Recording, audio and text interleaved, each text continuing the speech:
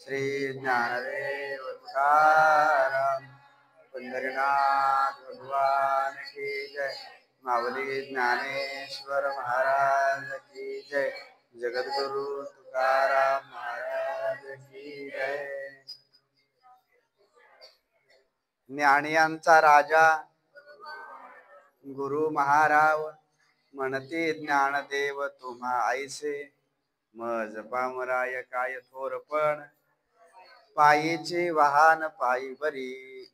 योऽन्तः प्रविश्य मम वाच मिमां प्रसुप्तान् संजीवयत्यखिल शक्तिधर स्वधाम्ना। अन्यांश हस्तचरण श्रवण त्वगादीन् प्राणान् नमो भगवते पुरुषाय तुभ्यं। सगळ्यांनी बोला। कर्पूर गौरम करुणावतारम संसार सारम भुजगेन्द्रहारम सदा वसंतम हृदयारविंदे भवं भवानी सहितं नमामि। परम मंगलमय प्रभास पाटण ह्या अतिशय प्राचीन शिवतीर्थावर वैष्णव सेवाच्या ह्या संपूर्ण परिवाराला आजच्या या पर्वणीच्या कालावधीमध्ये काहीतरी भगवत भागवत चरित्र सांगावं आणि त्याला तसं निमित्तही आहे। आज जगावर जिने फार मोठे उपकार करून 18 पगड जातीतल्या सर्व लोकांना पोटाला लावून तुम्हा आम्हा सर्वांचा उद्धार करणारी ज्ञानेश्वर माऊली तिचा आज समाधी सोहळा आहे। कोण आहेत ज्ञानेश्वर महाराज? काय असं योगदान केलं ज्ञानेश्वर महाराजांनी की 750 वर्ष होऊन गेलेले असताना सुद्धा ज्यावेळेस ज्ञानोबारायांचं नाव माहीत ऐकतो ना त्यावेळेस डोळ्यात पाणी आल्याशिवाय काय असेल बरं प्रसंग माहिती आहे। आपे गावीचे विठ्ठल पंत कुलकर्णी ज्यावेळेस विवाह योग्य झाले त्यावेळेस अलंकापुरात असलेली एकदम सुंदर शालीन अशा कन्येशी तिचा विवाह झाला। तिचं नाव रुक्मिणी। दोन्ही ब्राह्मणांची कुळं अतिशय वेदपाठी देवाला धर्माला मानणारी आणि विवाह अतिशय सुंदर संपन्न झाला।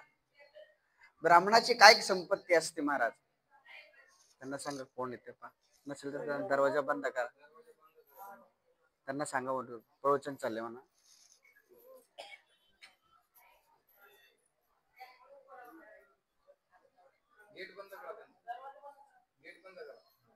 काय मोठी संपत्ती आहे त्यांची? काय असतं एक लक्षात घ्या। एखाद्या शिक्षकाकडे जात असाल तुम्ही, एखाद्या गुरुकडे जात असाल तुम्ही, एका संतांकडे जात असाल तर त्याच्याकडे विचार नावाची संपत्ती असली पाहिजे। जर त्याच्याकडे विचार नसेल आणि मठ असतील, गाड्या असतील, शिष्य परिवार असेल तर त्याचं तर पतन होणारच आहे। त्याच्याबरोबर तुमचं सुद्धा ते काय करणार आहे? पतन करणार आहे। आणि सुंदर असा विवाह सोहळा संपन्न झाल्यानंतर मुलाचंच अलंकापूर हे शिवपीठ असल्यामुळे त्या सिद्धेश्वराची आराधना करत असताना, चिंतन करत असताना, सेवा करत असताना अंतःकरणामध्ये एक भावना प्रगट झाली की आपण हिंदू मधून जन्माला आलो आणि मरण्याच्या आधी एकदा तरी आपली कोणती यात्रा झाली पाहिजे? काशी यात्रा झाली पाहिजे। काशी झाली पाहिजे। काशी मरणान्मुक्ती। काशीचं दर्शन घेतल्यानंतर माणूस एकदा का देह ठेवला तर तो शिवलोकाला जातो। ज्ञानेश्वरीत तर फार सुंदर वर्णन आहे। ज्ञानेश्वर मध्ये ज्ञानेश्वर महाराज म्हणतात की जो ज्याने काशीमध्ये देह ठेवला ना त्या काशीमध्ये देह ठेवल्यानंतर भगवान पिनाकधारी,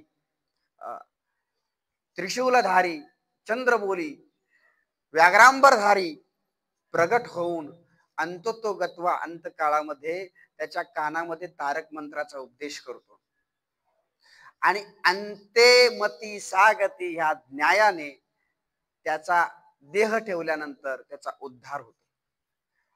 साक्षात भगवान परमात्म्याच्या गोलोक धामाला तो जातो. आणि अशी अंतःकरणामध्ये विठ्ठलपंतांच्या लालसा निर्माण झाली आणि तिथून त्यांनी पहिली पदयात्रा केली. त्या घटनेला आज 800 वर्ष पूर्ण होत आहे. आणि पूर्वीच्या पदयात्रा, पूर्वीच्या तीर्थयात्रा, या तीर्थयात्रा होत्या. आत्ताच्या विषयी फार सांगण्यामध्ये वेळेचा अपव्यय होईल, कारण एवढा सुंदर प्रसंग आहे, जीवाला काळजाला हेलावून टाकणारा प्रसंग आहे. विठ्ठलपंत आळंदी मधून निघालेले अलंकापुराचं सिद्धेश्वराचं इंद्रायणीचं स्नान झाल्यानंतर शिवालयाचं दर्शन घेतलेलं आहे. आणि शिव शिवेति शिवेति शिवेति वा असं चिंतन करताय. शिव शिव हर हर हर हरेति हरेति हरेति वा भव भवेति भवेति भवेति वा मृड मृडेति मृडेति मृडेति वा शिव शिव शिव शिव शिव असं चिंतन करत त्यांनी अलंकापुरीचा निरोप घेतलेला आहे. अंतःकरणामध्ये जबाबदारी आहे, कारण एक धर्मपत्नी आहे. पण त्यापेक्षा मोठी जबाबदारी आहे की मला असं काहीतरी जीवनामध्ये करायचंय की जेणेकरून या धरतीतली, या भारतीय संस्कृतीतली मातीचा सुगंध टिकला पाहिजे. आणि ते प्रस्थान तिथून झालेलं आहे. काशीच्या दिशेने विठ्ठलपंत निघालेले आहेत. गंगेचं स्नान केलेलं आहे आणि विश्वनाथाचं दर्शन घेतलेलं आहे काशीला पोहोचल्यानंतर. आणि समोरच तर पाहतायत काय त्या तीर्थयात्रेचा काय फायदा, ज्या तीर्थयात्रेमध्ये संतांचं दर्शन होत नाही, हरिपाठ होत नाही, सत्संग होत नाही, चिंतन होत नाही. आपण 1500 किलोमीटरचं अंतर कापून पायी पायी दर मजल करत या ठिकाणी पोहोचलेला आहे. आणि एक तेजपुंज साधू समोर बसलेला आहे. आपलं दर्शन झालेलं आहे, स्नान झालेलं आहे. आता फक्त राहिले ते साधूंचं दर्शन घेऊ, त्यांच्या मुखातून काहीतरी सत्संग ऐकू, या हेतून विठ्ठलपंत त्यांच्या चरणाजवळ गेलेले आहेत. कोण असतो साधू दादा? ज्याचे डोळे सांगतायत की तो साधू असतो. ज्याच्या डोळ्यामध्ये पाहताना आपल्याला भीती वाटत असेल ना, तो साधू आहे. लक्षात ठेवा. आलं लक्षात? भोगी माणसाला पाहिल्यानंतर कळतं की हा भोगी आहे, आणि योगी माणसाला पाहिल्यानंतर कळतं हा योगी आहे. आलं लक्षात? भोगी कोण आहे? जो श्रीमंत आणि गरीबामध्ये भेद करतो तो भोगी आहे. मराठा आणि वंजाऱ्यामध्ये भेद करतो तो भोगी आहे. शूद्र आणि ब्राह्मणांमध्ये भेद करतो तो भोगी आहे. स्त्री आणि पुरुषांमध्ये भेद करतो तो भोगी आहे. कोकणात आणि मराठवाड्यात भेद करतो तो भोगी आहे. आला लक्षात? आणि योगी कोण आहे? ज्याच्या नजरेमध्ये सदैव सारखेपणा आहे. जो 5 वर्षाच्या बालकाला त्याच नजरेने पाहतो, त्याच नजरेने तो 21 वर्षाच्या तरुणीला पाहतो, आणि त्याच नजरेने 75 वर्षाच्या एका आजीला पाहतो, तो योगी आहे. त्याच्या लेखी सर्व समान आहेत, तो योगी आहे. आणि असा योगी पाहिल्यानंतर साष्टांग दंडवत घातलेला आहे. आणि अंतकरण सजन असेल ना, अंतकरण शुद्ध असेल ना, तर त्या निश्चित सानिध्यात जाऊन माणसाच्या अंतकरणामध्ये परिवर्तन होत असतं. फक्त मन काय असलं पाहिजे? शुद्ध असलं पाहिजे दादा, शुद्ध असलं पाहिजे. आलं लक्षात? तुमचे कपडे कदाचित कळकट चालतील, पण तुमचं मन कशी मळकट नाही पाहिजे. आलं लक्षात? मन मळकट नाही पाहिजे. मळकट मनाने तुम्ही तुमचंही पतन करून घेता आणि दुसऱ्याचं सुद्धा पतन करता. आलं लक्षात? मळकट मन नसावं दादा. हा, राग आला तर माणसाने बोललं पाहिजे, पण कपटी माणसं काही कामाची नाही. लक्षात? म्हणून आम्ही वृंदावनामध्ये शिकत असताना एक भाव आमच्या श्री गुरूंच्या मुखातून ऐकला. ते म्हणतात की एक मुरली आहे ना, मुरली, त्या मुरलीला भगवान श्रीकृष्णाने ओठाला लावलं आणि हे पाहिल्यानंतर बाकीचे सगळेजण आले, सगळ्या गोपिका आल्या आणि त्या मुरलीला विचारू लागल्या की हे मुरली, असं काय केलं ग की जो देव कोणाच्या स्वप्नात सुद्धा येत नाही, योगिया मुनी ध्यानी, आलं लक्षात, योगिया दुर्लभ असा भगवान परमात्मा आहे, कोणालाच जवळ करत नाही. तू असं काय केलं की तो तुला नुसतं जवळ करत नाही, ओठांना लावतो, ओठांना लावतो. हा कुणालाच जवळ करत नाही. 80-80 वर्ष, 90-90 वर्ष झालेले तपश्चर्या करणारे साधू संत, फेटा बांधणारी माणसं सुद्धा कधी कधी पतनाला जातात. तू काय असं केलं, तुला तर वाणी नाही, तुला बोलता येत नाही, तुला चालता येत नाही, तू तर निर्जीव आहे, तरीही देवानी तुला जवळ घ्यावं. तुझे अवगुण रूपी जी छिद्र आहेत त्यांनी आपल्या बोटांनी काय करावी, झाकावीत आणि आपल्या सुंदर मुख कमलाने तुझं चुंबन घेऊ. असं तू काय केलंस ग, काय केलं मला पण सांग ना, मला पण सांग. कारण मी रात्रंदिवस गोविंद गोविंद गोविंद म्हणते, पण तू मला जवळ करत नाही. तू काय केलं सांग ना, सांग मला. आणि मग मला त्या बासुरीला वाचा फुटली आणि सांगितलं, दादा खरं सांगू का गोपिकांनो, की तसं पाहिलं ना, माझ्याकडे काहीच विशेषता नाही. मला जर बारकाईने पाहिलं ना, माझं हे जे शरीर आहे ना, ते 9 ठिकाणी फाटलेलं आहे, 9 ठाई फाटून गेली, असे फाटलेलं शरीर आहे माझं. मला जर पाहिलं ना, तर माझ्या बाजूने दोन्ही द्वार आहेत, दोन्ही द्वार आहेत, फाटलेलं आहे. मला कळत नाही की भगवान श्रीकृष्णाने मला का जवळ केलं, मला कळत नाही. पण मला असं वाटतं कदाचित मी आतून मोकळी झाले म्हणून मला देवाने जवळ केलं. मी आतून मोकळी झाले, मला नाही माहिती, मी काही साधना केली नाही, मला तपश्चर्या केली नाही, मला बोलता येत नाही, मला चालता येत नाही, पण मी जशी का आतून मोकळी झाले ना, माझी अंतकरणातली गाठ मिटली ना, त्या श्रीकृष्णाला काय मोह झाला कळे ना. आता तो कुठेही गेला तरी पावा बरोबरच ठेवतो, मला बरोबरच ठेवतो.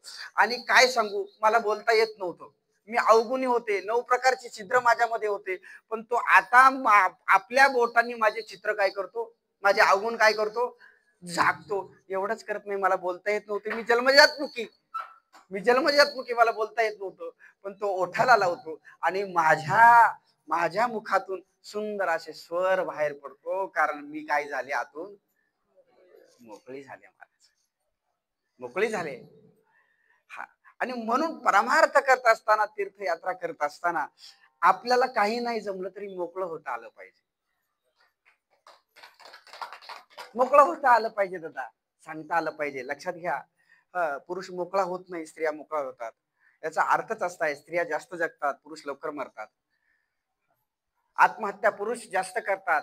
अरे ताणलेला 6 महिन्याचा बाळा असताना जर एखाद्याचा मिलिटरी मधला जर निरोप आला की तुमचे मालक युद्धावर असताना काय झालेले, शहीद झालेले, तरी ती स्त्री मरत नाही महाराज. त्या 6 महिन्याच्या बाळाला कंबर कसून सासू सासरे नसले तरी या जगाला तोंड देऊन या गिधाडाच्या दुनियेमध्ये जगते, मुलाला मोठं करते, सुसंस्कृत करते. ती आत्महत्या करत नाही. पुरुष आत्महत्या करतो कारण त्याला मोकळं होता येत नाही, तो रडत नाही. त्याला असं वाटतं मी रडलो तर परिवाराचं काय होईल.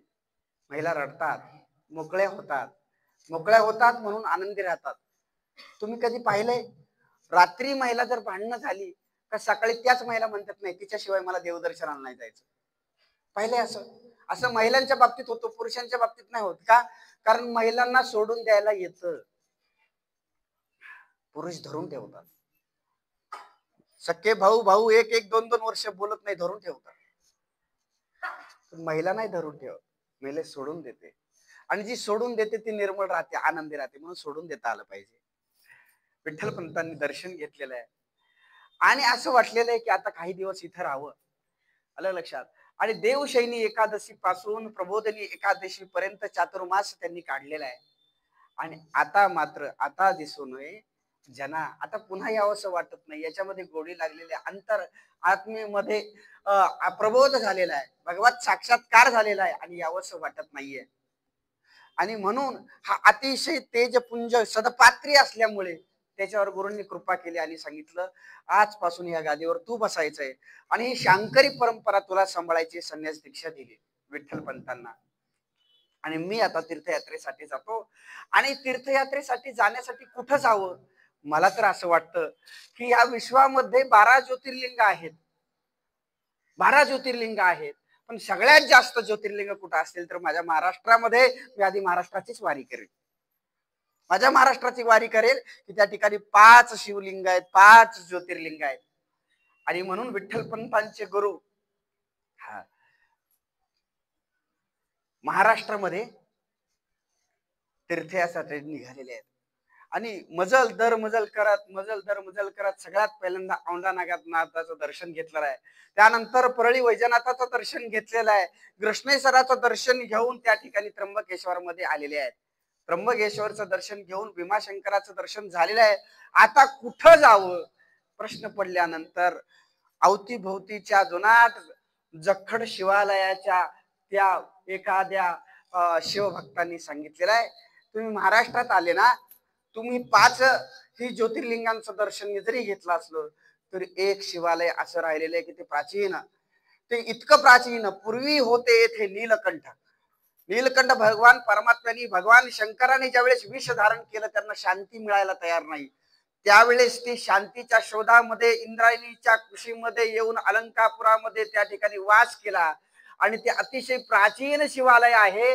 तुम्ही तिथं जा. एकदा का अलंकापुरामध्ये सिद्धेश्वराचं दर्शन घेतलं का तुम्हाला महाराष्ट्रातले सर्व शिवालयाचं दर्शन घेतल्याचं पुण्य पदरात पडेल. तुम्ही तिथे जा. आणि हे ज्यावेळेस कळालं ना, त्यावेळेस तो तेजपुंज महात्मा अलंकापुराच्या प्रवासाला निघालेला आहे. भीमाशंकर वरून अलंकापुरी त्यावेळेस फार घनदाट जंगल होतं. व्याध शापत्य घनदाट जंगलामध्ये वाट काढत काढत काढत काढत अवघ्या एका दिवसामध्ये भीमाशंकर ते अलंकापूर क्षेत्रामध्ये त्यांनी प्रवास केलेला आहे. संध्याकाळचा कालावधी झालेला आहे. इंद्रायणीच्या किनारी गेल्यानंतर त्या ठिकाणी स्नान केलेलं आहे. आणि स्नान केल्यानंतर महिम्नचा सिद्धेश्वराचं दर्शन घेऊन महिम्नचा पाठ केलेला आहे. गुरूंचं वंदन केलंय. शंकरम शंकराचार्यम केशवम बादरायणम सूत्र भाषकृतो वंदे भगवंतो पुन्हा पुन्हा पुन्हा पुन्हा पुन्हा पुन्हा दंडवत घातलेला आहे. पण दादा, किती झाला जरी संन्यासी, माध्यान्हकाली तोटवासी. संध्याकाळची वेळ झालेली आहे, भूक लागलेली आहे. आपल्या बरोबर ही सगळी शिष्यमंडळी करायचं तर काय करायचं. समोर पाहतायत तर त्या शिवालयाच्या समोर एक पिंपळ आहे. आणि त्या ठिकाणी चिरतरुण एक 18-19 वर्षाची एक तरुणी डोक्यावर पदर घेऊन, भाळाला सुंदर असं कुंकू लावून, नऊवारी साडी घालून, पायामध्ये पैंजण घालून, नाकामध्ये नथ घालून, हिरवा चुडा लिहून, गळ्यामध्ये मंगळसूत्राचं डोरलं घालून प्रदक्षिणा करते. आणि ओम नमः शिवाय, ओम नमः शिवाय, ओम नमः शिवायचा जाप करते. इकडे सुद्धा महिम्नाचा पाठ करून ते मुनी त्या ठिकाणी बसलेले आहेत. आणि ज्यावेळेस तिने ते पाहिलं, त्यावेळेस आल्यानंतर साधूंचं दर्शन घ्यावं, साधूंना नमस्कार करावा या हेतूने ती आली. आणि साधूंचं दर्शन घेतलं. आणि साधूंचा स्वभाव अतिशय निर्मळ असल्यामुळं सहज भावाने त्यांनी सुद्धा आशीर्वाद दिलेला आहे की पुत्रवती भव. पुत्रवती भव म्हटल्यानंतर त्या रुक्मिणीला रडू आलेला आहे. रडू आलेले, धाय मोकळून ती रडू लागलेली आहे. साधूंना कळे ना की हिला तर मी चांगला आशीर्वाद दिला, ही रडते का, रडते का. विधवा म्हणावी तर कपाळावर सुंदर असं काय आहे, कुंकू आहे. तिचं तेज सांगतंय तिचं पातिव्रत्य कसं आहे. आणि असं असताना मी तर आशीर्वाद दिलेला आहे. आणि माझा आशीर्वाद कधीही काय होणार नाहीये, असफल होणार नाहीये. 12 वर्ष मी कुठेही तप केलेलं आहे, काशीपुरामध्ये तप केलेलं आहे. ती रडतेस का बाळा, का ग रडतेस तू, काय झालं. आणि असं ज्यावेळेस विचारलंय त्यावेळेस ती म्हणते, बाबा मला एक प्रश्न विचारायचा आहे तुम्हाला. बोल ना बाळा, बोल. बाबा, तुम्ही जो आता मला आशीर्वाद दिला ना, मला खरं सांगा, ह्या जन्मातला आहे का पुढच्या जन्मातला आहे. आश्चर्य वाटलं. ह्या जन्मातला आहे का पुढच्या जन्मातला आहे. ह्याच जन्मातला आहे. आणि असं म्हटल्यानंतर म्हटले, ह्याच जन्मातला आहे ना. माझे पतिदेव काशीला गेलेले आहेत. 3 वर्ष झाले. 16 वर्षामुळे माझा विवाह झाला. आज 3 वर्ष झाले आणि 3 वर्षापासून माझे पतिदेव भेटावे म्हणून पहाटेच्या सकाळी 4 वाजल्यापासून तर रात्रीच्या 10 वाजेपर्यंत ह्या सुवर्ण पिंपळाची मी प्रदक्षिणा करते आणि ओम नमः शिवायचा जाप करते. अजूनही माझे पतिदेव आलेले नाहीत. असं म्हटल्यानंतर साधूंनी डोळे मिटले आणि पाहिलं तर हिचे पतिदेव दुसरा तिसरे कोणी नसून आपण गादीवर बसवलेला आपला पटशिष्य हाच कोण आहे? हिचा काय आहे? पती आहे. असं कळाल्यानंतर महाराज आशीर्वाद ठेवला डोक्यावर आणि सांगितलं, बाळा काळजी करू नकोस. तुझे पतिदेव जिथं तिथून असतील ती तुला लवकरच भेटीला तुझ्या देतील आणि माझं जे आशीर्वाद आहे तो काय ठरेल? खरा ठरेल. आणि त्याच रात्री त्या ठिकाणी निवास न करता एका पतिव्रतेला आपल्या पतीपासून विरह तो ताटातूट करू नये म्हणून रात्रीच्या रात्री ती साधू संत मंडळी निघाली. मजल दर मजल करत अवघ्या 45 दिवसामध्ये अलंकारापुरापासून तर काशीमध्ये ती काय झाली? प्रविष्ट झाली. आणि विठ्ठल पंतांना सांगितलं, विठ्ठल पंत तुम्ही चुकलात. भगवत साक्षात जरी करायचा असला ना तरी पण स्वतःच्या घरातल्या जबाबदाऱ्या सोडून नाही करायच्या. त्या जबाबदाऱ्या पाळायच्या असतात आणि त्या जबाबदाऱ्या पाळन करत करत करत काय करायचा असतो? आत्मोद्धार करायचा असतो, साक्षात्कार करून घ्यायचा असतो. तुम्ही पुन्हा जा आणि पुन्हा तुमचं ग्रस्त आश्रम स्थापित करा. हा माझा आशीर्वाद आहे, ही माझी आज्ञा आहे. विठ्ठल पंत गुरूंची आज्ञा मानलेली आहे, दर्शन घेतलेलं आहे आणि पुन्हा आलेले आहेत. पण अंगावर तर भगवी वस्त्र आहेत ना, अंगावर भगवी वस्त्र आहेत. आणि आल्यानंतर गावात भगवी वस्त्र धारण करून दाढी वारून पंचकेस वाढवलेली मंडळी पाहिली. रुक्मिणी तरी ओळखलेलं की आपले पतिदेव आहेत. आणि मग रुक्मिणी आणि विठ्ठल पंत गावात राहून देणं शक्य नाही, कारण गाव हे ब्राह्मणांचं आहे, कर्मकांड्यांचं आहे. आलं लक्षात? ते खपून घेणार नाही. एका संन्यासाबरोबर ही मुलगी राहते. लग्न झालं म्हणून काय झालं? संन्यास झाला ना तुमचा, आता कशी ती पत्नी? आणि म्हणून गुरूंची आज्ञा म्हणून विठ्ठल पंत सिद्धबेटामध्ये राहायला गेलेले आहेत. काही कालावधी निघून जातोय. मध्ये मध्ये आपल्या गावी सुद्धा ते आलेले आहेत, आपे गावी. आणि आपे गावी त्यांना 4 मुलं झालेली आहेत. निवृत्ती, ज्ञानदेव, सोपान, मुक्ताई. पण मात्र त्या आपे गावापासून अवघ्या 15 किलोमीटरच्या अंतरावर दक्षिण काशी त्या काळचं न्यायालय, धार्मिक न्यायालय म्हणजे पैठण.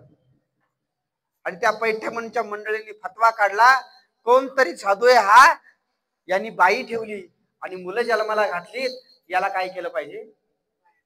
धडा शिकवला पाहिजे. आणि त्यांना बहिष्कृत केलं. मग आता कुठे येणार? स्वतःच्या घरातून ज्यावेळेस माणूस बाहेर काढतो ना तर पहिला आश्रय आपण सासरवाडीला शोधतो. नाही इथे तर तिथे तरी कमीत कमी काहीतरी आपली भक्षिकेची व्यवस्था होईल म्हणून मजल दर मजल करत आपेगाव त्यांनी सोडलं आणि आळंदीत आले. पण पैठणच्या ब्राह्मणांनी आपेगावहून आलेले ह्या संन्यासाचा नेते निषेध करावा म्हणून आळंदीला सांगितलं, आळंदीच्या ब्राह्मणांना सांगितलं की यांचा तुम्ही काय करा, निपात करा, गावाच्या बाहेर काढा. यांना कोणी कर्मकांडाचं काम देऊ नका. यांच्या हातून कोणी सत्यनारायण लग्न सोहळा फार फार काय निषिद्ध कार्यामध्ये पिंडदानाचं सुद्धा कर्मकांडाचं कार्य यांना करून देऊ नका. कळायला तयार नाही. आपल्या पोटी 4 मुलं आहेत. आपण ब्राह्मण समाजामध्ये जन्माला आलो आणि आपलं परम कर्तव्य आहे जी जन्माला घातलेली मुलं आहेत त्यांचं मुंज झाली पाहिजे. विठ्ठल पंतांनी इंद्रायणीचं स्नान केलंय आणि गावकऱ्यांसमोर गेलेले आहेत, हात जोडलेले आहेत. धर्मसभा अशी चाललेली आहे आणि म्हणतायत, हे मुनिजन हो, काही अपराध असतील तर मला माफ करा. माझी गुरूंची आज्ञा म्हणून मी माझ्या पत्नीचा काय केलेला आहे? स्वीकार केलेला आहे. तुम्ही मोठे आहात. मोठा कोण असतो? जो सगळ्यांचे अपराध पोटात घालून डोक्यावरून हात फिरवतो तो मोठा असतो. तो मोठा असतो. तुम्ही मोठे आहात आणि तुम्हीच जर आमचा धिक्कार केला तर आम्हाला कोण जवळ करणार? म्हणून तुम्ही आम्हाला जवळ करा. ज्यावेळेस ही काकुलतीला येतात त्यावेळेस ती धर्मसभा म्हणते की अरे लाज वाटते का तुला? तुझ्या भोगासाठी तू पत्नी जवळ ठेवलीस आणि वर सांगतो की गुरूंची आज्ञा आहे. अजिबात असं चालणार नाही. अरे जर तुला असं वाटतं ना तुझ्या मुलांची मुंज व्हावी, तर तुला देहांत प्रायश्चित्त घ्यावं लागेल.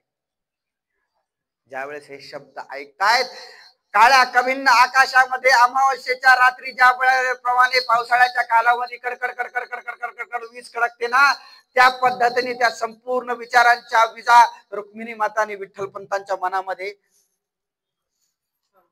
प्रगट झालेले आहेत. घालमेल झालेली आहे. 4 मुलं झालीत आता, माघार नाही. जर ह्या 4 मुलांचं मुंज व्हावी असं वाटत असेल तर आपल्याला आपला देह ठेवावा लागेल. पण मी जर हे देह ठेवला तर माझ्या ह्या 4 मुलांना कोण वाढवणार, कोण सांभाळणार, कोण मायेचा पाझर, कोण पदर ठेवणार, कोण त्यांना खाऊ घालणार. लहान लहान अगदी 4 वर्षाची मुक्ताई आहे, 6 वर्षाचे सोपान आहे, 8 वर्षाचा ज्ञान आहे, 12 वर्षाचा निवृत्ती, कोण जवळ करणार यांना. अरे आपण असताना आपल्याला यांना कोणी भिक्षा देत नाही, आपण नसल्यानंतर यांना कोण भिक्षा देणार. पण धर्मसभेची आज्ञा, देव आज्ञा मानून रात्रीच्या कालावधीमध्ये विठ्ठलपंत उठलेले आहेत. आणि ज्यावेळेस विठ्ठलपंत उठतायत, इंद्राणीच्या डोहामध्ये आत्मदहा करण्याचा निर्णय त्यांनी घेतलेला आहे. पण रुक्मिणीला हे कळालेलं आहे. ज्यावेळेस ते उठतायत, कधीच पतिदेव रात्रीचं न उठणार आहेत. रात्रीच्या माध्यान्ह काली मध्ये द्वितीय प्रहर मध्ये उठल्यानंतर रुक्मिणी आईसाहेबांच्या मनामध्ये घालमेल झालेली. तिला माहिती आहे की काय दिलेली आज्ञा, देहांत प्रायश्चित्त, जिवंतपणे तुम्हाला मृत्यू स्वीकारावा लागेल. रुक्मिणी आईसाहेबांनी विठ्ठलपंतांचा हात पकडलेला आहे. अहो नव दाम्पत्य, आपला विवाह झाला, 2 वर्ष सुद्धा तुम्ही आमच्या बरोबर राहिले नाही आणि काशी क्षेत्रात निघून गेले. 3 वर्ष झाले तिकडे राहिले आणि आल्यानंतर अवघ्या 4-5 वर्षाचा सहवास झाल्यानंतर तुम्ही आम्हाला सोडून जाताय. त्यावेळेसही तुम्ही मला न सांगता सोडून गेले. त्यावेळेसही तुम्ही मला न सांगता सोडून गेले आणि आता या जगाचा निरोप घेताय तेही मला सांगता, मला न सांगता.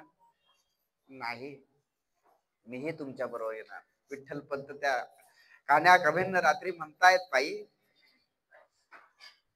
जर तूही माझ्या बरोबर आलीस तर आपल्या लेकरांचं काय होणार, कोण आपल्या बाळांना सांभाळणार ग, कोण सांभाळणार. अरे आताच तर आपल्याला ती संन्यासाची पोरं म्हणून हिंडवतायत. गाव कुसावर भिक्षेवर जगणारी माणसं आपण ना. आपण ब्राह्मण आहे ना, क्षत्रिय आहे ना, वैश्य आहे ना, शूद्र आहे. कोण आपल्याला जवळ करणार, कोण जवळ करणार. बाई तू थांब, तू थांब, तू या मुलांचा सांभाळ कर. आणि मी काय करते, मी धर्मसभेचा आज्ञा पाळतो, तू मात्र काय कर, सगळ्यांना सांग तुमचा आदेश पालन केलाय माझ्या पतिदेवांनी. पण रुक्मिणी आईसाहेब म्हणतायत की देवा असं करू नका. आता जर तुम्ही मला सोडून गेलात ना आणि मला मागे ठेवलात ना, तर माझं फक्त धडच मागे राहील. माझं मन, माझं प्राण, माझा श्वास तुमच्या बरोबर निघून जाईल. आणि निस्त धड ह्या 4 मुलांचा कसा संगोपन करणार, कसं संगोपन करणार. कधी टाकून बोलला असाल पण कधी टाकून दिलं नाही, कधी रागावला असाल पण रागात धरून आपल्या ताटातूट झाली नाही. कोण आहे आपलं, कोण आहे माझं, कोणती मुलं, कोणची पाखरं येतात, डालीवर बसतात, पिलं मोठी होतात, उडून जातात. अंतत्व आपल्या दोघांना राहायचंय आणि दोघांना जायचंय. मी तुम्हाला सोडून इथे थांबणार नाही, मीही येणार. विठ्ठलपंत म्हणतायत की मला तुझा निरोप घेणं, बाळांचा निरोप घेणं कठीण होईल, मी निघतो. विठ्ठलपंत निघालेले आहेत. रुक्मिणी आईसाहेबांना मात्र तसं जाता येईना. रुक्मिणी आईसाहेबांना धगधग धगधग धगधग वाटते. पतिदेवांनी न सांगता आपल्याला गेलो तर किती विरह झाला, किती त्रास झाला. जर मीही न सांगता गेलं तरी ही 4 भावंड माझी लेकरं कुणाकडे पाहतील. आणि म्हणून हळूच माझ्या निवृत्तीला हात लावलेला आहे. निवृत्ती ऐकलं का रे. निवृत्ती पटकन उठला. काय गाई, काय झालं, बाबा दिसत नाही एवढ्या रात्री. बाळा मी चालले रे. निवृत्ती नाताना गहीवरून आलेलं आहे. आई तूही चाललीस, मला कुणीतरी म्हणत होतं की आपल्या आई बाबांना, तुमच्या आई बाबांना देहांत प्राय ती काय दिलेली आहे. आई तूही चाललीस, बाबा पण गेले. हो बाळा, बाबा गेलेले आहेत आणि मीही जाणार आहे. पण आज जगातली पहिली आई असेल की ती तुझ्याकडे मागणार आहे, तुझ्याकडे मागणार आहे. आईने मुलाला मागायचं नसतं, हक्काने हक्क गाजवायचा असतो. पण मी हक्क नाही गाजवणार, मी मागणार आहे. मी गाजवला असता हक्क, पण तुला मोठं केलं नाही ना बाळा. म्हणून जगातली पहिली आई आहे की ती आपल्या मुलाला मागते. म्हणजे बाळा, मी आज्ञा घेते रे, तू मोठा आहेस, 12 वर्षाचा आहेस तू. हा ज्ञान आहे ना, हा लहान आहे. हा सोपान आहे ना, हा लहान आहे. आणि मुक्ताई तर फारच लहान आहे, ती आता कुठेतरी चालायला बोलायला शिकलेली आहे. एक काम करशील, मला तू दान दे बरं. एक आई मुलाला म्हणते, मला तू दान दे बरं, मला एक आज्ञा दे, आणि ह्या 4 मुलांचा तू सांभाळ करशील असं वचन दे.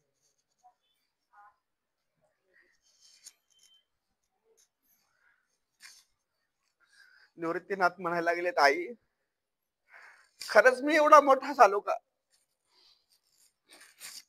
खरंच एवढा मोठा झालो मी की या 3 भावंडांना मी सांभाळे? नाही गाई, मी पण लहान आहे.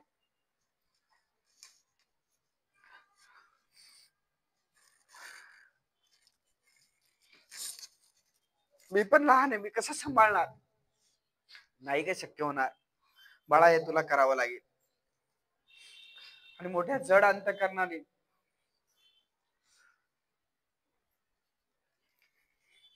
रुक्मिणी आईसाहेबांनी सुद्धा निरोप घेतला. सकाळ झालेली आहे. मुक्ता पाहते, लहानच मुक्ता आहे. आईला पाहते, आई दिसत नाही, बाबा दिसत नाहीत. लगबगीने ती ज्ञानाकडे जाते. दादा, आई बाबा दिसत नाही.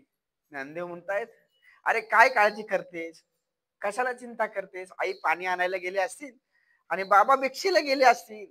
जर ते भिक्षा नाही आणणार तर आपल्याला कोण खाऊ घालणार? आणि असं म्हटल्यानंतर निवृत्तीनाथांनी ज्ञानाचा हात धरलाय आणि सांगितलंय, बाळा तू इकडे ये. बाजूला घेतलेलं आहे आणि सांगितलं, बाळा आजपासून आई आणि बाप म्हणजे आपला सिद्धेश्वर.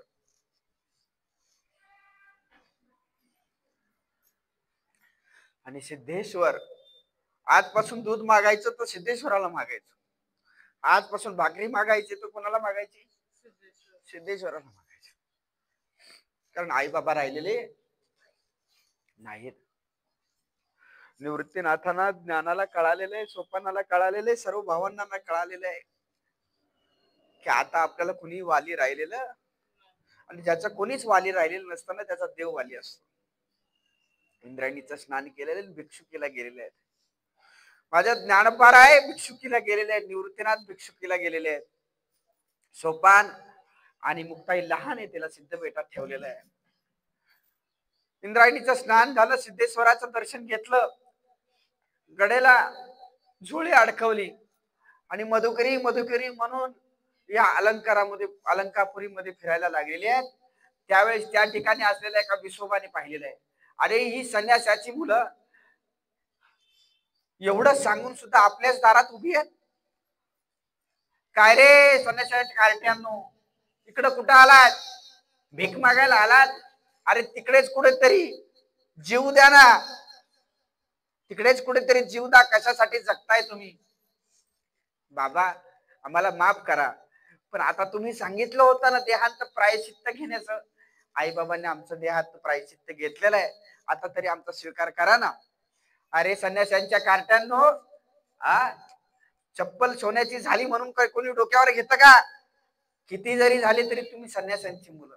तुम्हाला वर्ण ना जात ना धर्म ना पंथ, तुम्ही कुठल्या रस्त्यावर जन्माला आलेली माणसं, तुम्हाला कोण जवळ करणार?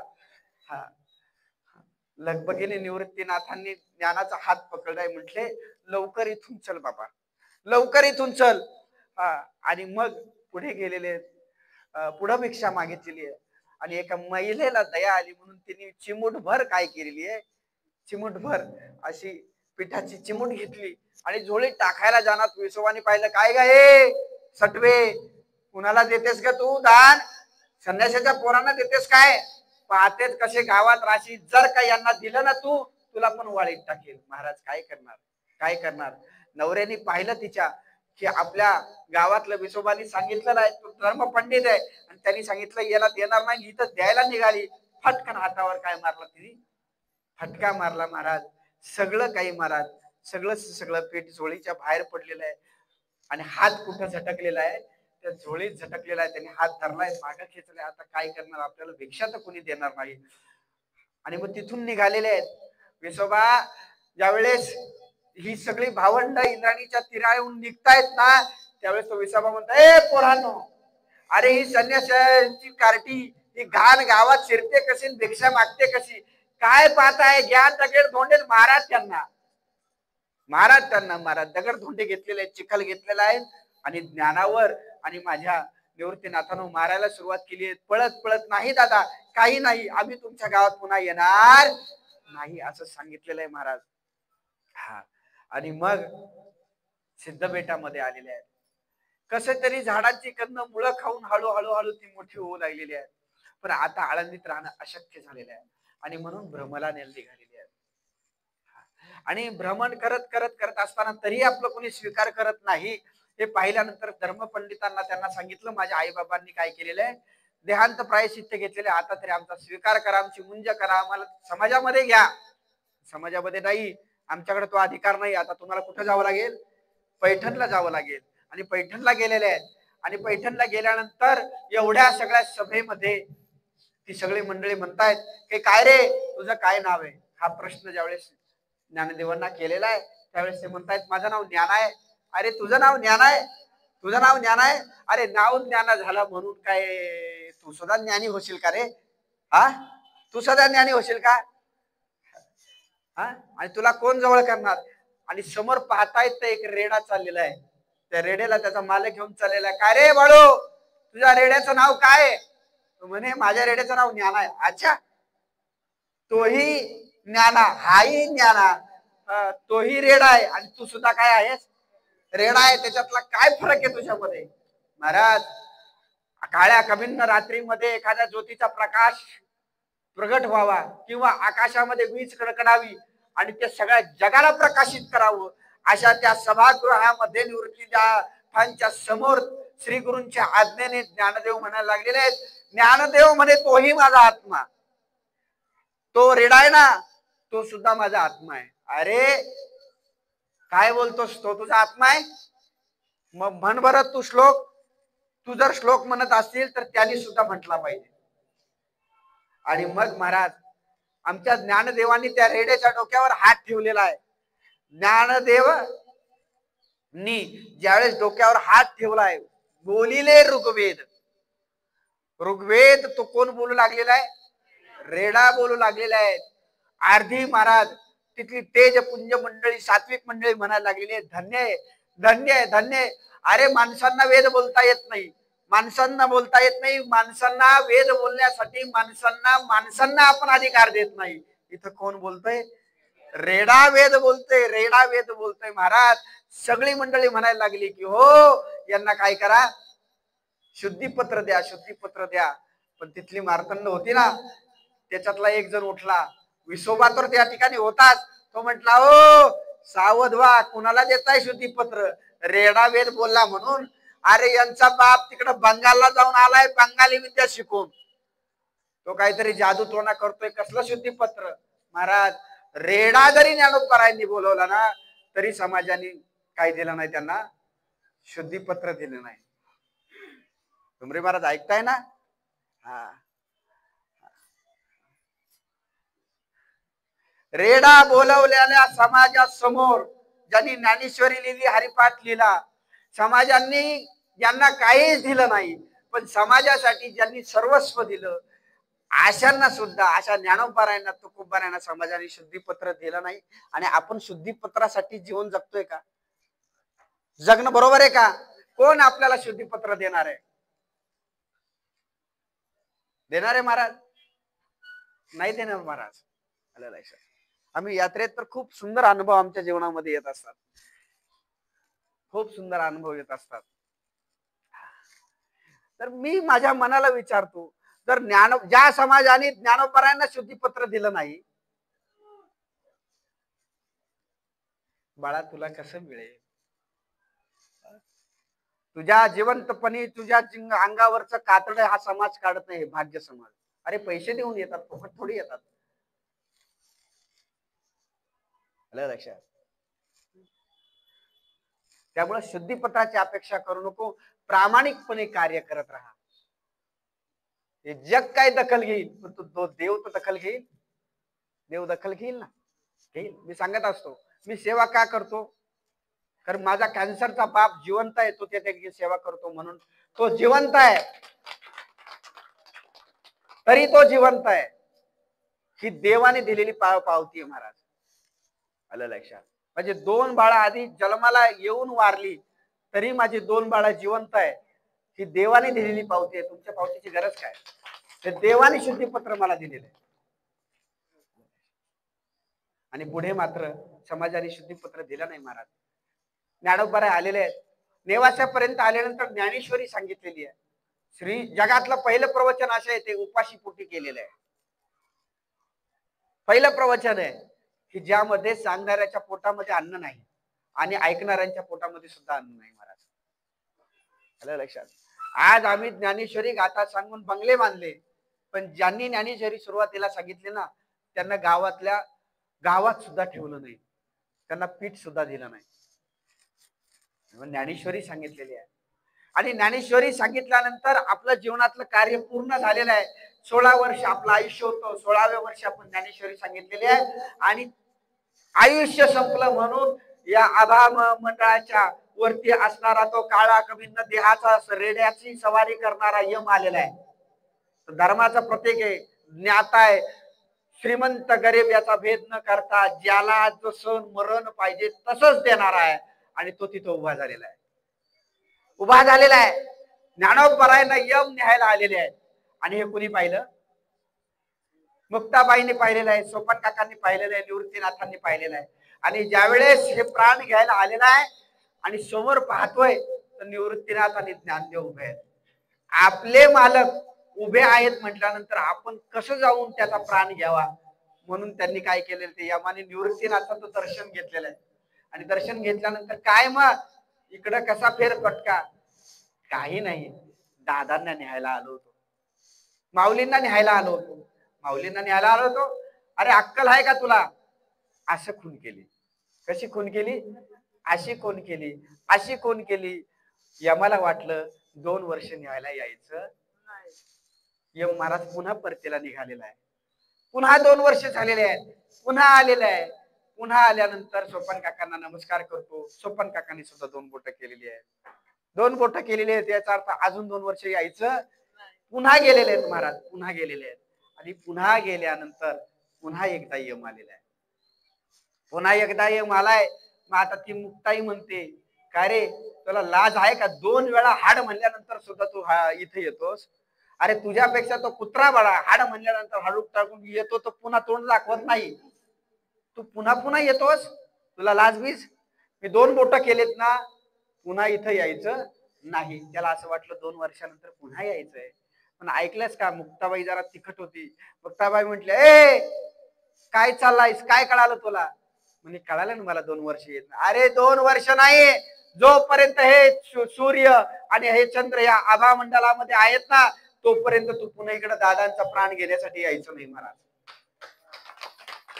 जोपर्यंत चंद्र सूर्य आहे तोपर्यंत तू यायचं नाही. आणि मग असं म्हटल्यानंतर महाराज तर पण आधी आयुष्य 16 वर्षाचं, निवृत्तीच्या कृपेने 2 वर्ष वाढलं, सोपानाच्या कृपेने 2 वर्ष वाढलं, मुक्ताईच्या कृपेने 2 वर्ष वाढलं. जाणती माणसं प्रवचन तेव्हा थांबवत असतात ज्यावेळेस लोकांना ऐकायची इच्छा असते. माणसाने, मी नेहमी सांगतो, मरावं कधी? घरच्यांना वाटलं पाहिजे हा जगला पाहिजे, तेव्हाच मेलं पाहिजे माणसाने. कधी मरायचं माणसाने? घरच्यांना, भावकींना, सगळ्यांना वाटलं पाहिजे हा काय राहिला पाहिजे, जगला पाहिजे. हा जर 10-5 वर्ष जगला तर आपल्या घराला अजून पुढे नेईल. मला निवृत्ती मला देशमुखांचं वाक्य फार सुंदर आवडलं. ते पाठीमागे आता क्लिप व्हायरल होते, तुम्ही ऐका ती क्लिप. असं वाटतं काहीतरी एक पत्रकारांचं सत्र घ्यावं आणि सांगावं की आता काही करायचंय, थांबलं पाहिजे. आता थांबलं पाहिजे. एवढं करून जर समाज ऐकत नसेल तर कोणी निवृत्तीच ना, हा इंदुरीकरनेच ते काय केलं पाहिजे, थांबलं पाहिजे असं मलाही वाटतं. आणि मी पण थांबणार आहे. मी खरोखर सांगतोय, मी थांबणार आहे. कारण आता मला ते करण्यामध्ये सुद्धा आनंद राहिला नाही. खरं सांगतोय, मी प्रामाणिकपणे सांगतोय, तीर्थाच्या प्रभास पाटण क्षेत्रावर सांगतोय. आणि मी लवकरच थांबणार आहे. एकदा वृद्धाश्रमाचं काम झालं ना, कुणाच्याच पाया पडणार नाही. आणि गरज पण नाही, गरज पण नाही. संपूर्णानंद विश्वविद्यालयात 10,000 विद्यार्थी शिकतात आणि त्याच्यातल्या नंबरातले विद्यार्थी आम्ही. आलं लक्षात. 12 वर्ष भिक्षा मागून जगलेले, वयाच्या 15व्या वर्षी घर सोडले आणि 25 वर्षापर्यंत 27 वर्षापर्यंत आम्ही बाहेर राहिलो. त्यावेळेस देवाने मला उपाशी ठेवलं नाही. आता काय ठेवणार आहे? आता नाही ठेवणार. आलं लक्षात. एक काही थोडीफार वृद्धांची व्यवस्था, देवाने आपल्याकडे बुद्धी दिली, काहीतरी कष्ट करण्याची उमेद दिली, तेवढं काम झालं ना, रामकृष्ण हरी, मग काहीच करायचं नाही. आणि त्यावेळेस काही पत्रकारांची मीटिंग घेऊन पण सांगायची गरज नाही. कशासाठी करायचं? ज्ञानोबारायांना जो शुद्धीपत्र देत नाही, आपण काळीच काढून दिलं तरी तो मानल का? आणि ही पिढी फार चांगली आहे. ही जी माझ्या समोर बसलेली पिढी आहे ना, फार चांगली आहे. फक्त बडबड करते, बडबड करते. आल्या लक्षात. तुमची जी मुलं येणार आहे ना, नवीन जनरेशन आम्ही पाहतोय. आलं लक्षात. खूप कठीण आहे महाराज, खूप कठीण आहे. आणि आम्हाला कळतं, बरं कळतं. आमचं ज्योतिष पण झालेलं आहे, सगळ्यांना माहिती आहे. माझी जुनी मंडळी सगळ्यांना माहिती आहे. आलं लक्षात. हा, बाईला शिक्षण नसलं तरी चालेल, पण तिच्या डोळ्यामध्ये अशी धार असते की कोणता पुरुष कोणत्या नजरेने आपल्याकडे पाहतो हे 2 मिनिटात सांगते. तिला विद्या शिकायची गरज नाही. आलं लक्षात. ते कशाला, 2 महिन्याचं बाळ जरी असलं ना, ते आपल्या आई बापाला ओळखतं. आणि दुसऱ्याकडे गेलं लगेच रडायला सुरुवात करतं, हा दळभद्री माणूस आहे.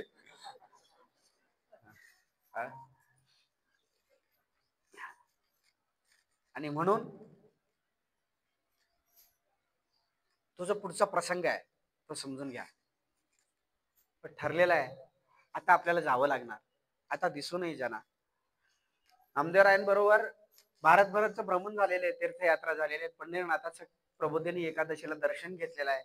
आणि ज्ञानोबारायांनी आपली खंत प्रगट केलेली आहे, देवा मला आता तुमच्या चरणाजवळ काय द्या, स्थान द्या. मला आता जायची इच्छा नाही, मला जगायची इच्छा नाही. कुणासाठी जगणार मी? मला आता थांबायचं आहे. आणि खरंच थांबायचं आहे. शहाणी माणसं थांबत असतात. खोले महाराज ऐकताय ना? जरी मी म्हणत असलो प्रत्येक वेळी तुम्हाला, महाराज म्हटले, काय महाराज कोणाची सेवा करताय, कुणाला राबून घेताय? जे किचनवाली माणसं येतात रात्रंदिवस राबताय, त्यांना तुम्ही रुपये देत नाही.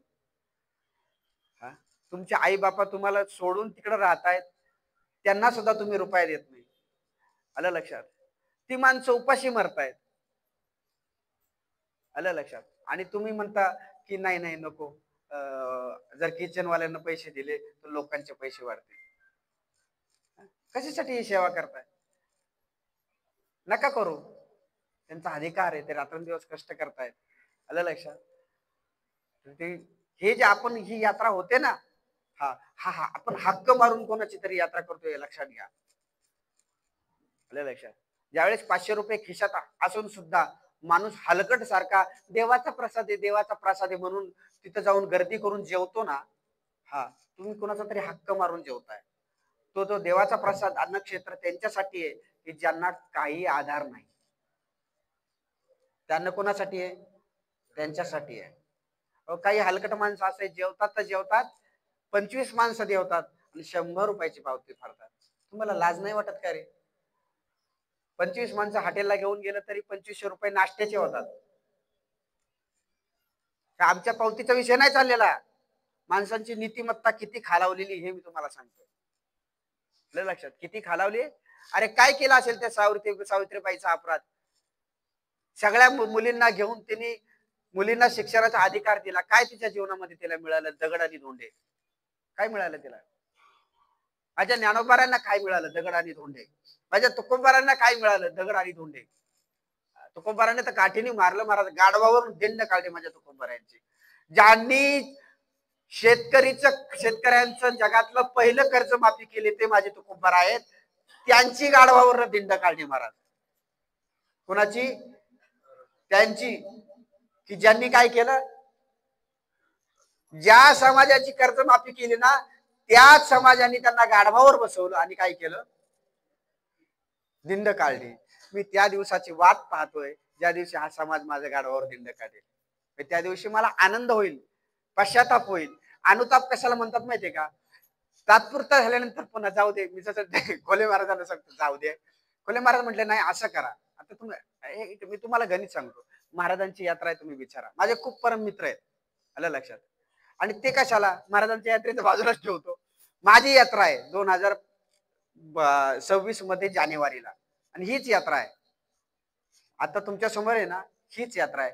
त्याचं बजेट आहे 7,500 रुपये आणि हीच व्यवस्था आहे. मला वाटलं चला एकच दिवस राहायचंय आणि आपण तिकडे जाऊ. 2,000 नको, 500 रुपये वाचतील. आणि इतर रूमांची व्यवस्था आहे, वॉशरूमची सेपरेट व्यवस्था आहे, हागाई मुताईची व्यवस्था आहे, सगळं आहे. आणि संडासातून आपला संबंध काय? संडासा पुरता ना, कशासाठी करावं? आणि म्हणून सगळ्यांना सगळी सरकटा व्यवस्था करू, ते 500 रुपये कमी करू. पण मला एक झंझार दादा आली, त्यांना सांगितलं की माझ्या मेडिकल कंडिशन तुम्हाला माहिती आहे, तेवढी मी काय रूमची खर्च असेल ते मी माझा सेपरेट देत जाईल, तर तुम्ही मला ती काय करा, व्यवस्था करून द्या. आता ती एकट्या माणसाला करायची तर मग लोकांच्या नजरेला येणार, काहीतरी वेगळा होणार. म्हणून मी बाकीच्यांना सुद्धा करायला गेलो, आलं लक्षात. त्याच्यामध्ये 4-5 जण आमचे काय राहिले ते घागरे पाटील, त्याचे 5-7 जण असे राहिले की त्यांना पैसे देऊन त्यांना रूमा मिळाले नाही, म्हणजे त्या रूमा मिळाल्या नाही. पण मुळात असं होतं की ह्यातल्या रूमाचं कॅल्क्युलेशनच नव्हतं, आलं लक्षात. आणि आम्ही स्पष्ट सांगितलं होतं ही यात्रा कोणासाठी आहे. आणि पैसा फार महत्वाचा नसतो, पैसा फार महत्वाचा नसतो, आलं लक्षात. पैसा कोण कमवतं? जे नाक्यावर उभे राहतात ना ते सुद्धा पैसे कमवतात. मला काय बोलायचं हे तुमच्या लक्षात येते. पैसा कमवायला काय महाराज? एक साडी घाला, मिशात आडी तशाच ठेवा, आलं, कुंकू लावा, कंबर खासा, आणि ट्रेन मध्ये काय वाजी चला. अहो 2,000 रुपये तासात गोळा होतात. काय पैसा कमवणं काय लय अवघड आहे का? करून पाहतो मी, कोणाला वाटलं तसं काय. माझं काय मत नाही की करू नका, असंच कमवा, आलं लक्षात. नाहीतरी श्रीमंत कोण होतो? जो दुसऱ्याचं रक्त शोषण करतो तो श्रीमंत होतो. कष्टाने कोण श्रीमंत झालाय? कष्टाने माणूस फक्त पोट भरू शकतो, पोरांना कपडे देऊ शकतो, शिक्षण देऊ शकतो, अन्न देऊ शकतो. आणि श्रीमंत झाले असते तर तुम्ही बी सगळे झाले असते ना. तुम्ही काय कमी केलं का? पण तुम्ही नीतिमत्ता सांभाळली, तुम्ही प्रामाणिकता सांभाळली, म्हणून तुम्ही सामान्य राहिले. चुकीचं बोलतोय का मी बाबा? चुकीचं बोलतोय का मी? तुम्हालाच बोलतोय मी. काय नाव आपलं? हा हा भामरे दादा. चुकीचं बोलतोय मी? पहा ना. अरे एक नगरसेवक होतो, 3 महिने नगरसेवक राहत नाही तर त्याला फॉर्च्युनर कार असते. 5 वर्ष राहिल्यानंतर 100 एकर जमीन असते त्याची, बरोबर आहे की नाही? जाऊ द्या. तर असा आहे तो पश्चाताचा दिवस माझ्या जीवनामध्ये लवकर यावा. माझाही बदलार होईल, तुमचाही होईल त्या निमित्ताने, नाही का? आणि आला पाहिजे माणसाच्या जीवनामध्ये. आमचे नाथ महाराज सांगतात, महाराज आपण रोज हरिपाठ करतो, हरिपाठावली मंडळी सुद्धा येत आहेत. म्हणतो ना नाथ महाराज आपल्या हरिपाठामध्ये सांगतात, हाच अनुताप धरोनी सावध काहीतरी बोध करी. तीर्थयात्रा कशासाठी करायच्यात, कशासाठी करून घ्यायच्यात? तुम्हाला शिकायला मिळावं म्हणून करायचं असतात, परिपक्व होण्यासाठी करायचं असतात, आलं लक्षात. ती शिट्टी 3 वेळेस वाजल्याशिवाय आतला भात शिजत नाही. ती 3 वेळेस वाजली पाहिजे. माझी 2 वेळेस वाजलेली आहे. आता शेवटची वाजल. मला असं वाटतं हे 4 धामची यात्रा कंप्लीट करू जगलो तर, फिनिश करू. ते निवृत्तीनाथाने ते निवृत्ती महाराज इंदुरीकरांपर्यंत आलो होतो. त्यांनी असं वाक्य वापरलं की मी थांबावं. का थांबावं? कारण इंदुरीकरांचं अजून 2 वर्ष आयुष्य. काय बोलले ते ऐका. काय बोलले ते? अजून माझं 2 वर्ष आयुष्य आहे. आलं लक्षात? तसं मी सांगतो अजूनही मी 2 वर्ष 3 वर्ष जगणार आहे. काही घाबरायचं काही कारण नाही. तोवर तुम्हाला जमलं तेवढं करून घ्या. आलं लक्षात? जोपर्यंत छातीला मास येतोवर मी करील. बोलो राधे राधे. लय गंभीर होऊ नका बरं तुम्ही. तुम्हाला माहिती ना महाराज लय गंभीर नाहीत. गंभीर करतात. गंभीर नाहीत. लय गंभीर पण राहू नका आयुष्यामध्ये. लय गंभीर राहून काय फायदा आहे? हा पहिला महाराज आहे. पैसे देणाऱ्या माणसांना बोलणारा. असा महाराज भेटणार नाही तुम्हाला. जो देतो ना त्यांना आम्ही जास्त बोलतो. आता ही निस्वार्थ भावनेने सेवा करतात. एकोले महाराज, डुंबरे महाराज, मगदुम परिवार निस्वार्थ भावनेने सेवा करतात. आणि बाकीची मंडळी त्यांच्या बरोबर राहतात, त्यांच्या बरोबर खातात आणि त्यांचीच साचतात. याचं काहीतरी असेल बरं. अरे जो तुमच्या माझ्या स्वतःच्या आई बापाला जो पैसे देत नाही या धर्माचा, तो यांना देईल का? डोकं तर पेटलं पाहिजे का नाही जराशी? पण तेच जाईल. मी आता इथून पुढे सुधारणा करणार आहे. पण ती सुधारणा अशी करणार आहे की ते फक्त माझ्या आई बापांना नाही, त्या प्रत्येक गरजवंतांपर्यंत पोहोचलं पाहिजे. कारण हे तुम्ही सगळेच माझे आई बाप आहेत. नाही का? घ्या काठी. काठी घ्या. मला अनुशासित करा, स्वतःला अनुशासित करा, आत्मउद्धार करून घ्या. भगवान परमात्मा म्हटले की ज्ञाना तुला इथं अधिकार नाही, तू इथं नको घेऊ समाधी. तुझ्यासाठी मी काहीतरी चांगलं निवडलेलं आहे. आणि मग तू भगवान शंकराच्या तिथे जा आणि तिथे तू काय कर, समाधी घे. तिथं तुला समाधी निवडलेली आहे. आणि पुढच्या 15 दिवसानंतर तुझी समाधी आहे. सगळ्या मंडळींना कार्तिकी उत्सवातच कळालेलं आहे की ज्ञानोबराय पुढच्या एकादशीला काय घेणार आहे, समाधी घेणार आहे. मग इकडं तिकडं न जाता त्यावेळेची सगळा जो समाज आहे, सगळे जे संत आहेत, ती सगळी मंडळी आलेली आहेत. कुठे? वारी करत करत करत करत अलंकापुरीला आलेले आहेत. आणि एकादशीच्या दिवशी महाराज स्नान झालेले आहे. आमच्या कानोपात्र आहेत, सावता महाराज आहेत, निवृत्तीनाथ आहेत, गोरोबा काका आहे, गोरा कुंभार आहे. सगळी त्या काळचे सुवर्ण काळ साधू संत मंडळी सगळी जण उपस्थित झालेली आहे. ज्ञानोबरायांना इंद्राणीचं स्नान घातलेलं आहे. सिद्धेश्वरासमोर बसवलेलं आहे आणि बसवलेलं आहे. आणि भगवान परमात्मा म्हणतायत की ज्ञाना आता तुझा निर्णय तर झालेलाच आहे. एक विनंती करू का? आजच्या दिवस थांब. काय कर? आजच्या दिवस थांब. उपाशी तापाशीचा आज दिवस आहे. कुणी अन्न ग्रहण केलं नाही.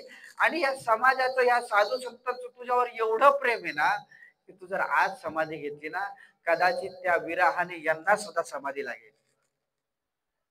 त्यांच्या पोटामध्ये अन्न नाही, यांना सुद्धा समाधी लागेल. तू थांब, द्वादश कर, द्वादशीचं पारणं फेड आणि मग आपण तुझी समाधी घेऊ. मग महाराज त्या दिवशी भजन कीर्तन शिवालयामध्ये झालेलं आहे. सुंदर. द्वादशीच्या दिवशी महाराज नारा, विठा, गोंदा, महादा आणि नामदेवराय यांनी मात्र सिद्धेश्वराच्या समोर असलेल्या त्या नंदीला महाराज बाजूला केलेलं आहे. आणि असं बाजूला केलं आणि पाहता येत त्या ठिकाणी सुंदर असं विवर आहे. त्या विवारामध्ये प्रवेश केलेला आहे. नारा, विठा, गोंदा, मादा आणि त्यांनी विवाराने ते विवर स्वच्छ केलेलं आहे, साफ केलेलं आहे. आणि तिथून सुगंध येतोय. आजही कानिफनाथांचं ज्यावेळेस तुम्ही जाता ना, मळीचा जो लेप काढतात, आलं लक्षात? आजही महाराज 2-2, 4-4 किलोमीटरवर गेला तरी तो सुगंध महाराज येतो. त्याचा समाधीला नुसता स्पर्श केला ना, आपल्या बोटांचा सुगंध महाराज 4-4 तास जात नाही. सत्पुरुषांच्या संगतीमध्ये तुम्ही राहिलात ना, तर तुमच्या आयुष्याला सुद्धा सुगंध प्राप्त होत असतो. तुम्ही राहताय कोणाबरोबर हे महत्वाचं आहे महाराज. आलं लक्षात? हे 2-4 दगडी माझ्याला चिकटलेत ना, मीही कोणाला तरी चिकटलेलो आहे. लक्षात घ्या. आलं लक्षात? मीही कोणाला तरी चिकटलेलो आहे. मीही कोणाचा तरी दास आहे. मी तरी कोणाच्या तरी लंगोट्यात धुतलेले आहे. धूत आहे, धूत राहणार आहे. आलं लक्षात? आणि त्याच्यामुळे एवढं धाडस होतं तुमच्या समोर आम्हाला बोलायचं. माझ्यापेक्षा तर सगळे शिकलेले आहेत, 10-15 जण शिक्षक आहेत, 4-5 जण पोलीस रिटायर्ड आहेत. तुमची पेन्शन 40-40, 50-50, 1-1 लाख रुपये. आणि रिक्षावाल्याने तुम्हाला ज्ञान सांगावं ही ताकद श्रीगुरूंची आहे, माझं काही नाही. श्रीगुरु बसलाय तो उभा, बोलवणारा तोय, आणि म्हणून तुमच्या समोर मी बोलू शकतो. नाही तर तुमच्या समोर आम्ही काय बोलणार? गाव कुसावर भिक्षा मागून जगणारी माणसं आम्ही. पण हे तुमचं दान आहे, हे तुमचं मोठेपण आहे. आणि मग महाराज विवर स्वच्छ केलेलं आहे, साफ केलेलं आहे. आणि स्वच्छ साफ केल्यानंतर द्वादशीचं पारणं झालेलं आहे. पण द्वादशीचा पर्व काळ सुद्धा मोठा आहे. द्वादशीला सुद्धा समाधी घेता येत नाही. त्याचं कारण असं आहे, एकादशीचं व्रत हे एका दिवसाचं नसून 3 दिवसाचं आहे. दशमीचं, एकादशीचं आणि द्वादशीचं. म्हणून आज काही करायला हे नाही. आणि म्हणून त्रयोदशीचा दिवस उजाडलेला आहे. ब्रह्ममुहूर्ताचा कालावधी आहे. ज्ञानोपारायण बरोबर सगळेजण उठलेले आहेत. आणि मग इंद्रायणीचं स्नान केलेलं आहे, त्या सिद्धेश्वराचं दर्शन घेतलेलं आहे. आणि आमच्या केंदूरचे कान्होराज महाराज पाठक ज्ञानोपारायणचे काका, त्यांना सांगितलेलं की तुम्ही आज कीर्तन करा. कीर्तन करा, तुम्ही करा. याचं कारण असं आहे की तुम्ही तटस्थ असाल. कारण ज्यावेळेस ज्ञानोबारायांना समाधी द्यायची आहे ना, त्यावेळेस मात्र देवाला सुद्धा काय येणार आहे? रडू येणार आहे. त्यावेळेस ज्ञानोबारायांचा हात निवृत्तीनाथांनी धरलेला आहे, भगवंतानी धरलेला आहे. आणि आता ज्ञानोबारायांना समाधी देणार ना, त्यावेळेस रुक्मिणी आई साहेब देवाला विचारते, म्हणते देवा, अरे ज्यावेळेस हे 88 अक्षयोनीपेक्षा जास्त असणार हे संपूर्ण यादव कुल या प्रभास पाटण क्षेत्रामध्ये डोळ्यात देखत तुमच्या गेलं, सगळी मुलं गेली, सगळी नातवंड गेली, सगळं कुळच्या कुळ तुमच्या समोर नष्ट झालं. तुमच्या डोळ्यात एक पाण्याचं छिद्र सुद्धा आलं नाही, तुमच्या चेहऱ्यावरचा भाव सुद्धा एक यत्किंचित हलला नाही. तेव्हा कुळ नष्ट झालं तरी तुमच्या डोळ्यामध्ये दुःख नव्हतं. आज ज्ञानासाठी तुम्ही रडताय, तुम्ही जगाचे मालक आहात, विसरले का? त्यावेळेस भगवान परमात्मा म्हणतात की हा एकच योगी देखिला नयनी, हेचे ज्ञान संजीवनी जाण त्रैलोक्यासी. हा एकच योगी मी असा पाहिला की याच्यासारखा होणे नाही. झाले असतील, असतील, होतील, पण असा नाही. हा एकच योगी देखिला नयनी, हे ज्ञान संजीवनी जाण त्रैलोक्यासी. जो करील याची यात्रा तो तारील सकळ गोत्रा, सकळही कुळे पवित्रा, याची निदर्शनी होती. जो याची यात्रा करेल ना, त्याचं अख्खं कुळ पवित्र होईल. त्याला काशीला जाऊन पिंडदान करायची सुद्धा गरज नाही पुन्हा. आला लक्षात? अलंकापुर हे शिव पुईठ, पूर्वी होते येथे नीलकंठ, ब्रह्माधिक पदे वरिष्ठ येथेची पै केली. सुंदर अभंग आहे. ह्या अलंकापुरचं काय महात्म्य महाराज, तो स्वतः तरतो, याच्यात विशेषता नाही. सतरती, नारद भक्तिसूत्र सांगतं, सतरती सतरती स लोकांस तारयती. तो तरतोच तरतो, पण बाकीच्यांना पण तारून येतो. म्हणून यात्रा अलंकापुरा येते आणि ते आवडते विठ्ठला. तर पंढरपूरची ज्ञानोबारायांची वारी करतो ना, देव त्यांच्यावर प्रेम करतो महाराज. म्हणून आमच्याही आयुष्यामध्ये प्रत्येक वर्षी आम्हाला वारी करावीशी वाटते वृंदावनाची, प्रत्येक वर्षी वारी करावीशी वाटते ज्ञानोबारायांची, प्रत्येक वर्षी वारी करावीशी वाटते माझ्या पंढरीनाथाचे महाराज. आलं लक्षात? मी तर म्हणतो वारी करता करता, तीर्थयात्रा करता करताच आपला देह ठेवावा. माझ्या तीर्थयात्रा करता करता माझ्या आजीने देह ठेवला महाराज. नेपाळ यात्रेमध्ये होतो मी. आलं लक्षात? आमचं कुळ होतं, माझी आई, माझे वडील, माझे बाबा, माझी आत्या, त्याच्याबरोबर माझी बहीण, माझ्या दोन्ही बहिणी, त्यांचे सगळे जावळे, अख्खं कुटुंब होतं. आणि माझी आजी कुठे होती? गावी होती महाराज. माझ्याबरोबर 50 प्रवासी होते. नागठाचा डोंगर चढल्यानंतर म्हणजे नेपाळचा प्रवेश, गोरखपूर, सोनाली बॉर्डर, लुंबिनी करून आम्ही तो पूर्ण घाट चढून आम्ही पोखराज पर्यंत गेलो. नेपाळमध्ये फोन सगळे सिम झाले बंद. आणि हॉटेलमध्ये पोहोचलो. वायफायशी मोबाईल कनेक्ट केल्यानंतर पहिला मेसेज पडला की तुमची आजी आज संध्याकाळी 4 वाजता तिने काय ठेवलेला आहे? देह ठेवलेला आहे. महाराज, ज्यांना वाटतं ना की खुर्ची टाकून या, इथं बसलेत आणि आम्हाला ज्ञान पाचतायत, तुम्हाला सांगतो माझी स्वतःची सख्खी आजी गेली, पण आम्हाला अग्नी टाकतं सोडा 10व्याला सुद्धा जाता आलं नाही आणि आम्ही गेलो नाही. ते दुःख आहे ना, ते दुःख मला माहिती होतं. माझ्या छातीशी मी ठेवलं. माझ्या वडिलांना सुद्धा सांगितलं नाही. सुंदर स्वयंपाक बनवला, सगळ्या लोकांना जेवू घातलं आणि मग आई बापांचा हात धरला. माझ्या बरोबर ती चुलती एक होती, तिलाही सांगितलं, रंजना, तिला सांगितलं हे काम तुझं आहे आणि तुला बाबांना माझ्या सांगायचंय की तुमची आई आता राहील. आणि वाईट याचं आहे की तुम्ही पोचू शकत नाही. आला लक्षात. आणि तेव्हा एवढं मोठं साम्राज्य उभं झालं महाराज. आला लक्षात. असंच महाराज ज्ञानोबरायांनी ज्यावेळेस इथं कीर्तन चालू आहे, भगवान परमात्मा धाय मोकलून रडतायत, निवृत्तीनाथ रडतायत, मुक्ताई रडू लागलेली आहे, सगळं करून वातावरण झालेलं आहे, सगळे रडतायत. दोघांनी हात धरलेला आहे, देव निवृत्ती आणि दोन्ही धरिले दोन्ही कर. हा जातो ज्ञानेश्वर वैसावया आणि विवारामध्ये गेलेले आहेत आणि माझ्या ज्ञानोबरायांना त्या ठिकाणी बसलेले आहेत आणि सगळ्यांनी ओंकाराचा जाप केलेला आहे. ओम ओम ओम. आणि माझे ज्ञानदेवांनी त्या ठिकाणी काय ठेवलेलं आहे, देह ठेवलेला आहे. पुंडलिक वरदे हरी विठ्ठल श्री ज्ञानदेव तुकाराम पंढरीनाथ भगवान की जय. माऊली ज्ञानेश्वर महाराज की जय. जगद्गुरु तुकाराम महाराज की जय. हर हर. अल्पशा कालावधीमध्ये आपण हा समाधी सोहळा या ठिकाणी काय केलेला आहे, संपन्न केलेला आहे. मोठ्या प्रेमाने तुम्ही उपस्थित झालात त्याबद्दल मी तुमचा ऋणी आहे. आता आपण अल्प उपहार करणार आहे, चहा घेणार आहे, नाश्ता करणार आणि त्याच्यानंतर मी ज्या ज्या पद्धतीने सांगेन त्या पद्धतीने आपल्याला गाडीत बसायचे. रूम मध्ये ठेवा, चाव्या हरवा नाही, मोबाईल घेऊन चला, चाव्या हरवू नका. सगळ्यांनी चाव्या आधी माझ्याकडे जमा करा. ज्याची चावी भेटणार नाही त्याच्या नावाने 500 रुपयाचा दंड बसेल, कारण ती ऑटोमॅटिक येते, खाचा विचा त्याला प्रिंट वगैरे त्या सगळ्या गोष्टी असतात. इथंच नाही, कुठेही जा, लक्षात. तर असं सगळं आहे. त्या सगळ्या चाव्या तुम्ही देणार आणि आधी तुम्ही लगेच टाकून घेणार. गाडीत कुणी चढणार, सिंगल माणूस गाडीत चढणार नाही. तुम्ही फक्त काय करणार, तुमच्या ज्या बॅगा आहेत त्या गाडीमध्ये टाकणार आणि गाडीमध्ये टाकल्यानंतर आलं लक्षात, तुमच्या गाडीची जी काही प्रतिनिधी मंडळी आहे ती माणसं बसवणार. आलं लक्षात. त्याच्यामध्ये ज्यांच्या कमरेत खरोखर गॅप आहे, गुडघे खरोखर दुखतायत, खरोखर त्यांना अडचण आहे, त्यांना पुढच्या साईडला बसून घ्या. तुम्हाला सांगतो मी, आलं लक्षात. एखादा हट्टी असेल, ऐकत नसेल तर त्याला पहिलं सीट द्या, ड्रायव्हरच्या मागचं. कारण ही मंडळी सुद्धा पाहिजेत. आलं लक्षात. ज्यावेळेस सगळं समाज तुमच्या पाया पडत असतो ना, त्यावेळेस अहंकार निर्माण होत असतो. कुणीतरी असा पाहिजे 3 वाजता जेवून 10 वाजता महाराजांची अक्कल काढायला. आम्हाला डायबिटीज आहे, गोळ्या खाल्ल्यात. आता जेवले किती वाजता तुम्ही? 3 वाजता, बरोबर ना? आणि जेवण किती वाजता दिलं तुम्हाला? 10 वाजता. घरी मुंबईला तुम्ही किती वाजता जेवता? 9-10 वाजता.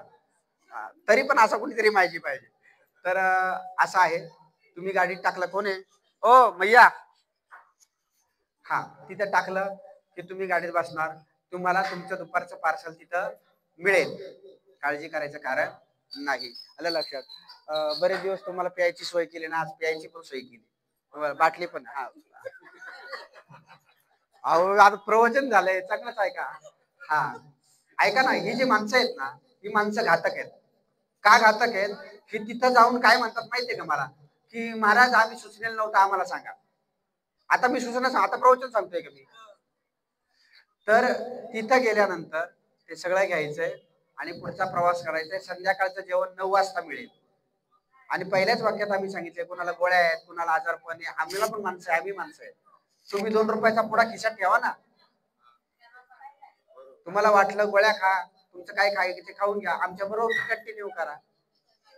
आपलं शरीर आपण सांभाळलं पाहिजे. असं सगळं नियोजन आहे. आता पसायदान होईल आणि पसायदानाने आपली सांगता होईल. ज्यांना जायचंय ते जातील, ज्याला 5 मिनिटांनी काही फरक पडत नाही ते बसतील. आलं लक्षात.